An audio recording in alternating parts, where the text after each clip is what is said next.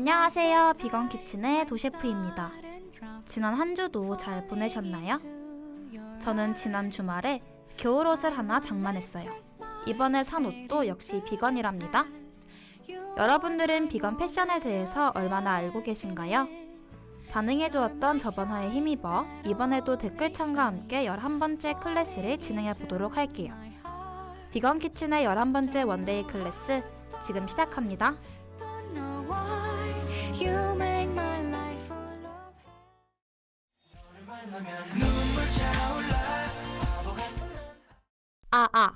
제 목소리 잘 들리시죠? 그럼 클래스 시작해 볼게요. 일단 먼저 비건 패션에 대해서 간략하게 소개해 드릴게요. 비건 패션이란 가죽, 모피, 울 등등 동물성 소재를 사용하지 않고 만든 옷을 뜻해요. 동물성 식재료를 배제하는 채식주의자인 비건에서 비롯되었죠. 열심히 제 클래스에 들어오셨던 분들은 빨리 이해되시죠? 동물보호가를 비롯하여 비건 패션을 지향하는 사람들은 동물도 인간처럼 고통과 감정을 느낄 줄 알며 삶을 영위할 권리가 있다고 생각해요. 그래서 의복을 만드는 과정에서 인간의 이기심 때문에 살아있는 동물의 털을 뽑거나 산채로 가죽을 벗겨내는 등 학대를 가하는 것을 엄격히 지향하죠. 여기서 퀴즈! 제가 아까 겨울옷을 하나 장만했다고 했죠? 어떤 브랜드의 패딩인지 맞춰보실 분 계신가요? 파타고니아? 아닙니다. 스톤 아일랜드? 땡! 네파? 아니에요.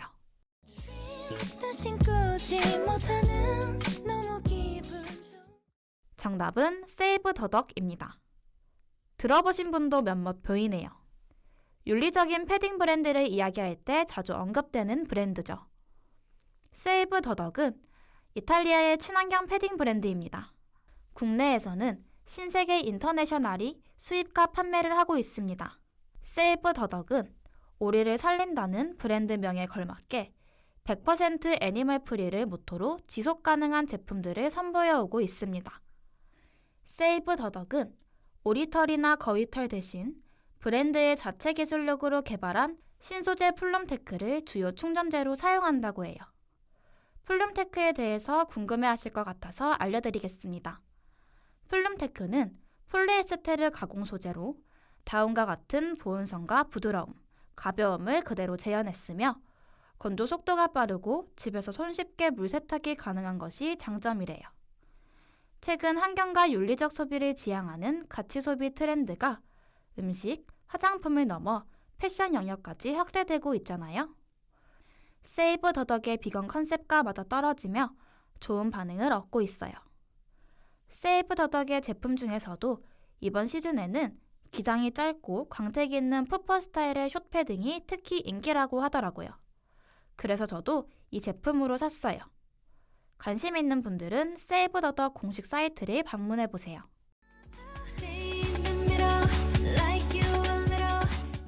제가 오늘 소개해드릴 영화는 바로 핏장한 내 친구입니다. 제가 대학생 때 교수님께서 추천해주셨던 영화예요. 아주 몰입해서 재밌게 보았던 영화라 기억에 많이 남기도 하고 오늘 주제와 연결되는 것 같기도 해서 추천해드리려고요. 핏장한 내 친구는 실화를 바탕으로 다큐멘터리뿐만 아니라 영화와 책으로까지 만들어진 이야기예요. 생명 수업을 하고자 했던 무모하지만 용감한 신규 교사가 교실에서 돼지를 데려온 후 아이들에게 1년 동안 잘 키워서 잡아먹자고 제안합니다.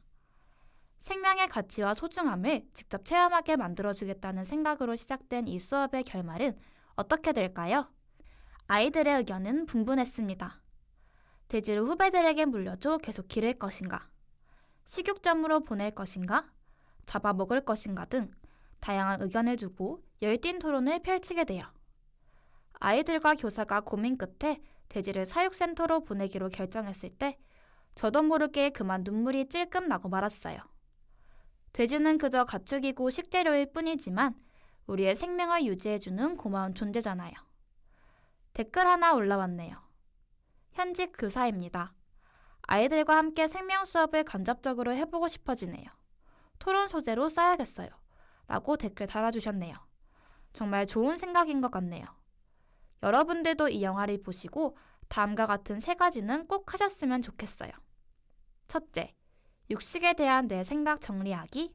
둘째, 동물의 진정한 행복은 무엇인지와 어쩔 수 없이 동물은 사람보다 약자라는 것을 이해하기. 마지막으로, 동물들에게 감사한 마음 가지기. 우리에게 생각할 거리를 던져주는 핏장은 내 친구. 왓챠에서 감상하실 수 있습니다.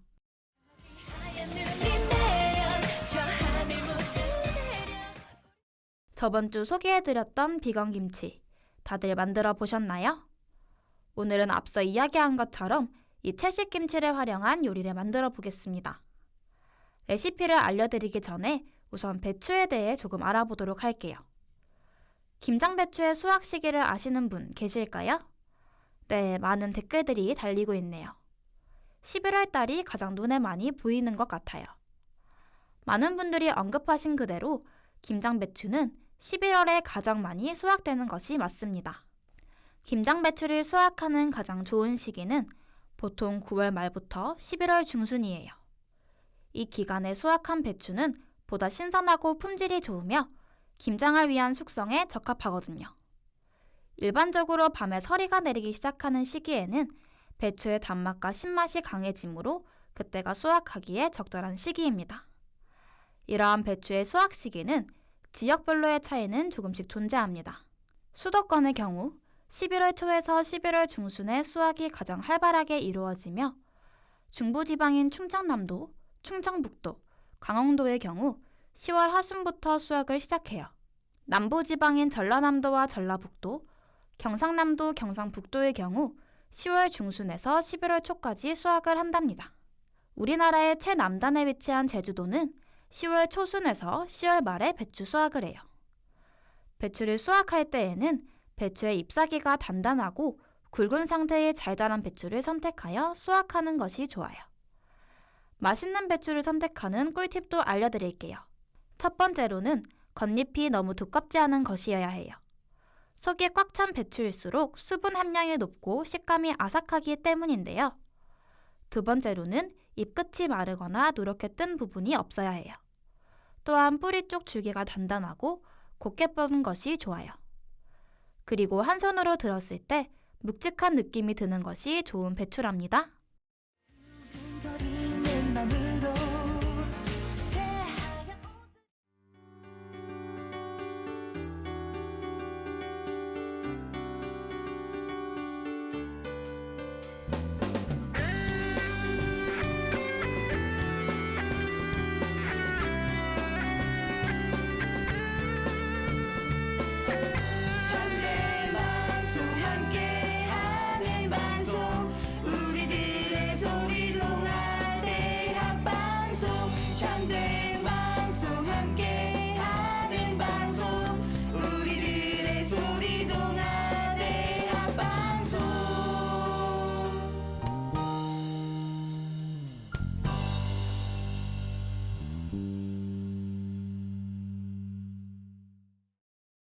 많은 분들이 좋은 배추를 고르는 법에 대해 잘 몰랐는데 알게 되었다고 댓글을 남겨주셨네요.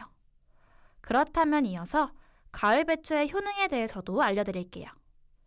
가을 배추의 첫 번째 효능은 바로 항암 효과입니다. 특히 노란 잎부분에 비타민 A 성분이 풍부해서 면역력 향상에 도움을 주고 암세포 증식을 억제시켜줘요. 두 번째로는 변비 예방 효과가 있어요. 식이섬유가 풍부하게 들어있어서 장운동을 활발하게 도와주고 숙변 제거 및 변비 예방에 좋다고 합니다. 세 번째로는 감기 예방 효과가 있어요. 베타카로틴이라는 성분이 함유되어 있어 체내 유해 활성산소를 제거해주고 기관지 점막을 튼튼하게 해주어서 호흡기 질환인 감기로부터 보호해줍니다. 네 번째로는 다이어트 효과가 있어요. 칼로리가 낮고 포만감이 높아서 체중 감량에 도움이 되고 지방분해 효소가 많아서 소화 기능 개선에도 좋습니다. 다섯 번째로는 눈 건강에 좋아요. 루테인 성분이 시력 저하를 막아주고 백내장 등 안구 질환을 예방해주는 효과가 있습니다. 여섯 번째로는 뼈 건강에 좋아요.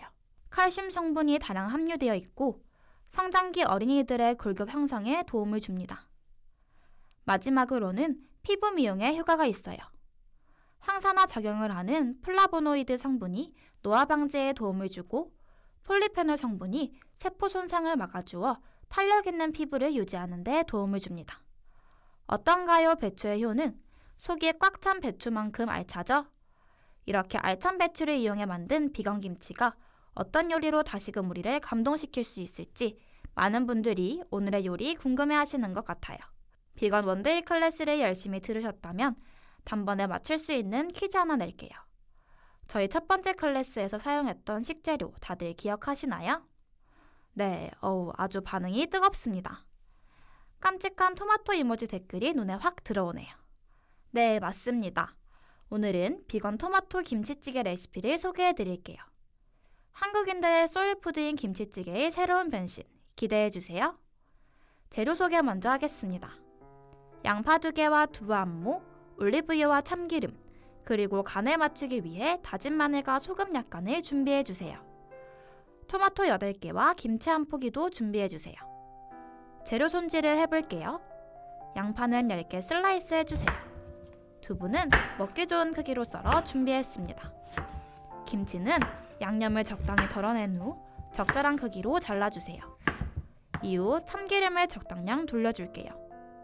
참기름이 김치에 잘 스며들도록 손으로 주물주물 해주세요. 이는 담백한 국물 맛에 도움이 될 거예요. 이제 올리브유를 두른 팬에 양파를 볶아줄게요. 참기름에 버무려 준비한 김치를 함께 팬에 넣어 양파와 함께 잘 섞어줍니다. 이후 토마토를 팬에 넣고 재료가 잠길 정도로 물을 넣고 중약불에 25분 정도 끓여주세요. 오래 끓일수록 김치도 잘 익고 국물 맛도 풍부해진다는 점 꼭 기억해주세요. 이제 토마토를 으깨주며 간을 봐준 후 다진 마늘과 소금으로 추가 간을 해주세요. 저는 다진 마늘 반 스푼 정도 넣어줬습니다. 마지막으로 준비된 두부를 넣어 마무리해주세요. 어떤가요? 여러분이 보기에도 먹음직스러워 보일까요? 제가 한번 먹어볼게요. 토마토와 김치의 조화가 아주 잘 어울리네요.